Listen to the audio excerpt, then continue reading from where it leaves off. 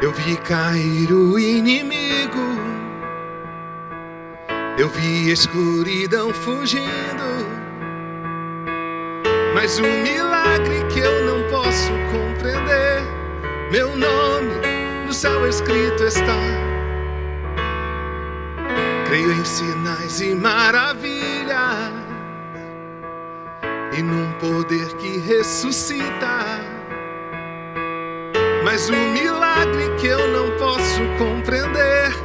Meu nome no céu escrito está. Meu nome no céu escrito está. Este é o meu testemunho de salvação. Teu amor mudou minha história, me perdoou. Por meio de tua cruz me justificou. Este é o meu testemunho, este é o meu testemunho.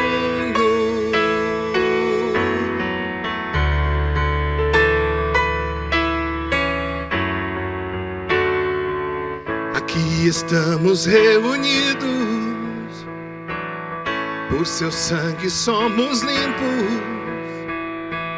Ao Pai, ao Filho e ao Espírito cantamos.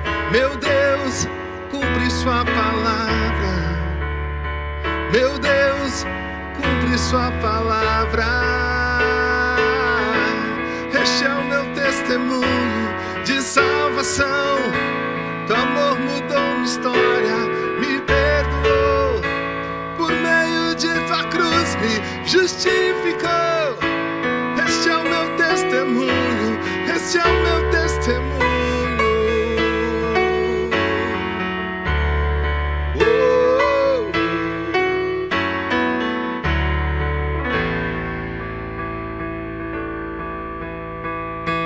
Se vivo estou, não é o final. Maiores coisas estão por vir, eu creio sim. Se vivo estou, não é o final. Maiores coisas estão por vir, eu creio sim.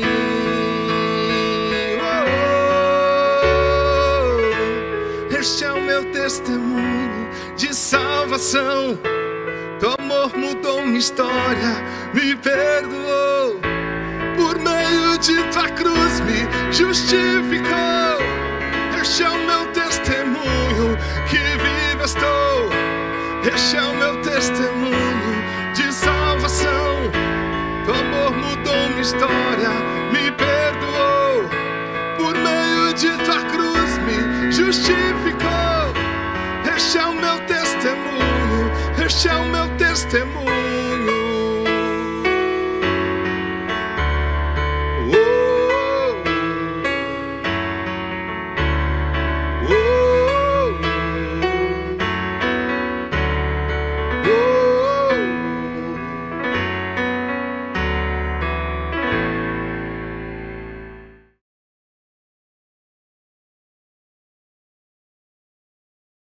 Estamos aqui novamente.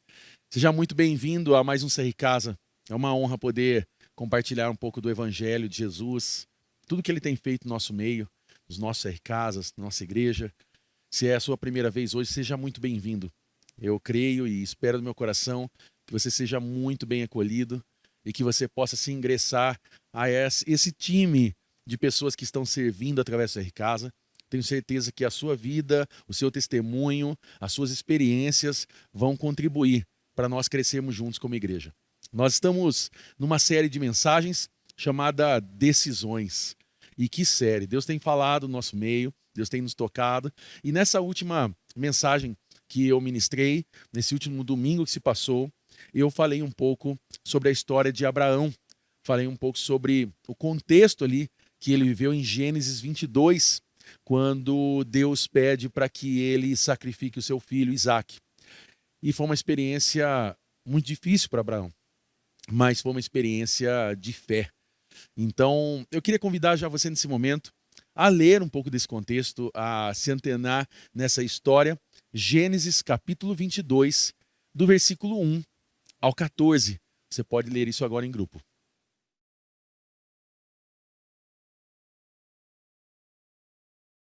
Bom, essa é uma história muito pesada, como eu disse nesse domingo. É uma história triste e quando nós olhamos novamente com calma nos detalhes, nas entrelinhas dessa história, nós vemos alguém que tomou decisões, nós vemos alguém que escolheu, que decidiu seguir a Deus de forma verdadeira. Eu expliquei um pouquinho que essa palavra que Abraão vai dizer, eis-me aqui, que ele diz no versículo 1, essa palavra no hebraico é chamada de hineni. Hineni aqui não quer dizer apenas a sua localização de eis-me aqui, mas de disponibilidade. Nós entendemos que o que Abraão está dizendo aqui, ele está dizendo que ele está totalmente pronto a servir, ele está disponível, independente de qual fosse a pergunta, ou a solicitação, ou o pedido de Deus aqui. E isso nos traz já uma primeira pergunta para nós podermos responder aqui. Porque por falar em decisões, por falar em, muitas vezes, sobre indecisão, eu gostaria de propor uma pergunta aqui. Como você lida com a indecisão na sua vida? Como você lida com a indecisão na sua vida? Eu gostaria que você respondesse isso em grupo agora.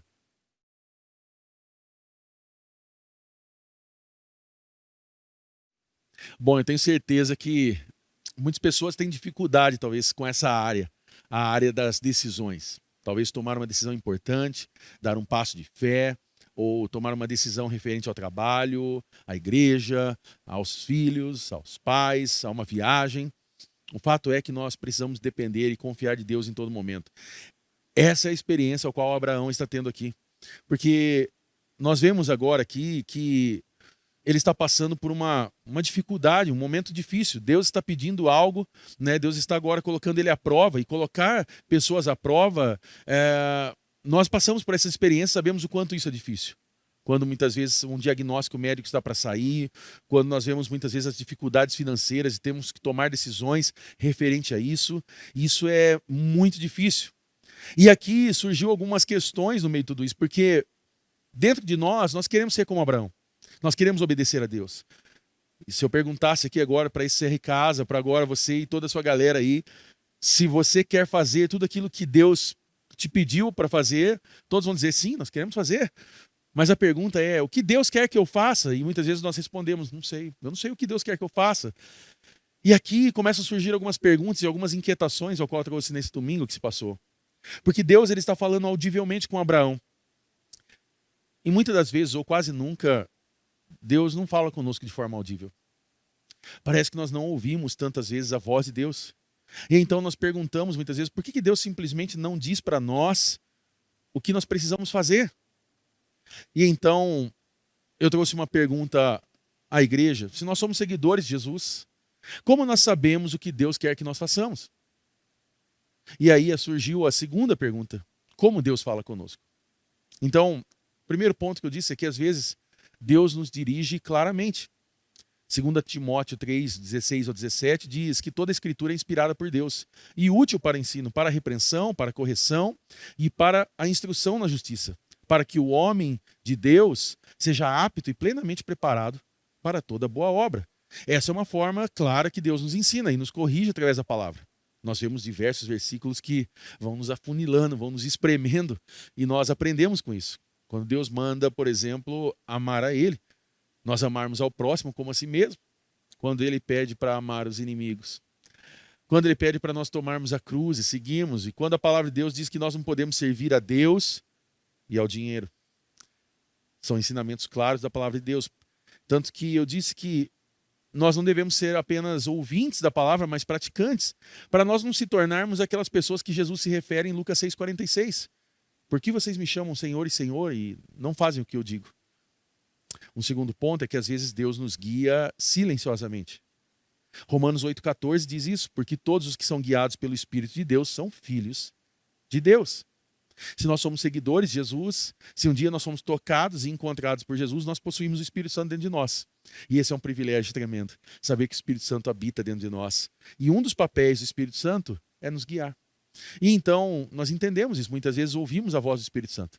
Aquele momento ao qual, muitas vezes, você entende que tem algo falando ali dentro de você e você vai lá e generosamente abençoa alguém, ou você faz algo de bom para alguém, você sabe que de repente aquilo não saiu dentro de você, mas você percebe que é o Espírito Santo agindo. Você percebe que muitas vezes, quando você está na adoração, você está buscando a Deus, seja no seu quarto, no secreto, ou em uma celebração pública, e você está cantando e você sente algo a mais se envolver. E aquilo não é apenas uma emoção, um arrepio qualquer, mas você sabe que é o Espírito Santo ali trabalhando em você, transformando você. Nós vemos, por exemplo, muitas vezes, não compartilhar de experiências dentro do CR Casa, quando nós conversamos e de repente uma fala de alguém, você diz, isso é para mim, isso falou comigo, e você sabe que é o Espírito Santo agindo. Mas também Deus, ele nos faz crescer silenciosamente. Nós vemos muitas vezes Deus trabalhar em nós, mesmo quando nós oramos e não temos aquela resposta tão clara. Eu contei uma experiência, ao qual aconteceu há muito tempo, sobre essas mudanças nossas de lugares ou tal, e quando eu orei a Deus para tomar uma direção certa, e eu não tive nenhum sim claro, nenhum não claro, mas eu precisava agir. E Deus me fez crescer nessa situação de forma silenciosa. E então, nós começamos a aprender aqui que Deus não está preocupado em dar todas as respostas para nós. Nós entendemos que o objetivo final de Deus não era nos dar informação, mas é gerar em nós transformação para nós sermos mais parecidos com Jesus. Eu queria propor uma segunda pergunta para você, e eu gostaria que você respondesse isso agora em grupo. E após isso, vocês terem um tempo de oração, vocês terem um tempo para buscar a Deus, pedir que Ele ajude você nas suas decisões, pedir que Ele ajude você nos passos ao qual você precisa dar hoje. E que você possa ter realmente esse encontro com Jesus, essa experiência com Jesus. Como você reconhece quando Deus está falando com você? Como você reconhece e sabe quando Deus está falando com você? Eu convido você a responder isso agora em grupo. E depois disso, ter esse tempo de oração, um tempo gostoso de comunhão, que vocês possam continuar na presença de Deus. E lembre-se que o CR Casa é uma experiência para que cada vez mais a gente possa trazer pessoas junto conosco. Envolva mais pessoas, convide mais pessoas. E traga essas pessoas também aos domingos. Todos os domingos, às 10, às 19 horas. Nós esperamos você por aqui. Responda agora essa pergunta em grupo e depois os nossos líderes darão sequência. Que Deus abençoe você, um grande abraço e até domingo aqui.